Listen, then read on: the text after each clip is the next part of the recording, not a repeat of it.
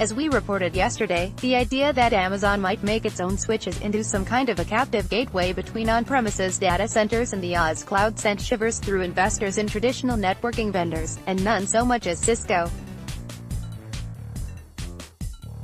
Another way of looking at the same announcement is that Oz is entering a market that Cisco has already marked as end-of-life, since in the era of John Chambers' successor Chuck Robbins, a big focus has been Cisco's transition to becoming a software company. Until this year, there was reason to doubt whether that move would work, mostly because switch and router revenues were declining when Robbins started the transformation, and it took until May this year for software to catch up. Even then, software sales ride on the success of a particular device, the Catalyst 9000, which Robbins, in May described as the company's most successful launch ever.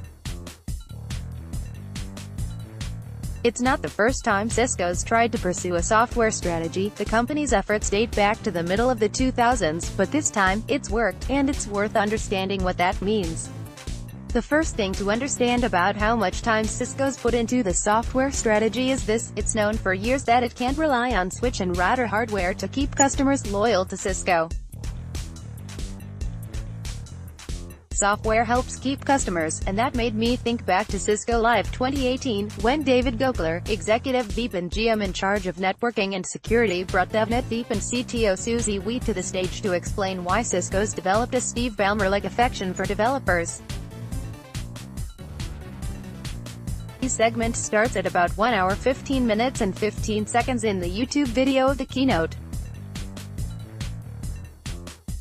YouTube video: Cisco's DevNet has grown to 500,000 members, meaning that many network people have at least started to turn themselves into developers. We explained that term includes power users of network technology, not just people who churn out lines of code from their basements. The size of that community, alongside application developers' increasing interest in working with infrastructure to get better insights into application performance, for example, is in Cisco's view, the beginning of this inflection in how the network business operates. Well, if the report is accurate, Amazon's hoping that a white box switch with open-source software will make people loyal to its cloud. Cisco's hoping that 500,000 developers also represent a big reservoir of loyalty, harvesting sales to sticky customers willing to buy subscriptions. Why we echoed, more quietly, with far greater decorum, Microsoft's Steve Ballmer by saying, "We love our developers."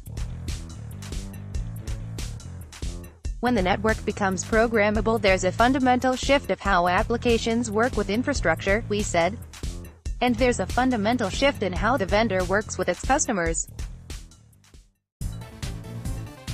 By the way, supporting the opened-up DNA Center are the DevNet DNA Developer Center, aggregating everything about DNA Center, DevNet Code Exchange, a curated list of DNA Center projects developers have published on GitHub, and DevNet Ecosystem Exchange, to help customers find partners in the ecosystem. The other thing to note about DevNet and the DNA Center that supports it is that openness goes only so far. If you expect an open-source project to land at GitHub with a liberal software license, you'll have to keep waiting. In his keynote, Goekler announced the company's extending intent-based networking beyond the walls of Cisco's hardware and software.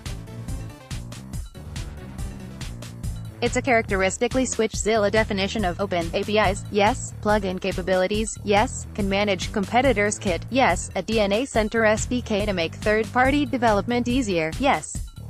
While he said Cisco decided DNA Center needs to be open and extensible, and that the company is extending the open and programmable access across the entire network, it's a one-way openness. The APIs allow anybody to build applications on DNA Center. Management integration lets developers draw in data from other vendors' IT management systems, and the SDKs allow third-party networking to be part of the fabric, the Cisco fabric, since the goal is for Cisco to include other vendors' networking into things like service chains fit into Cisco's intent-based networking. And with 500,000 DevNet developers to call on any capability Oz delivers, Cisco will be able to replicate pretty rapidly.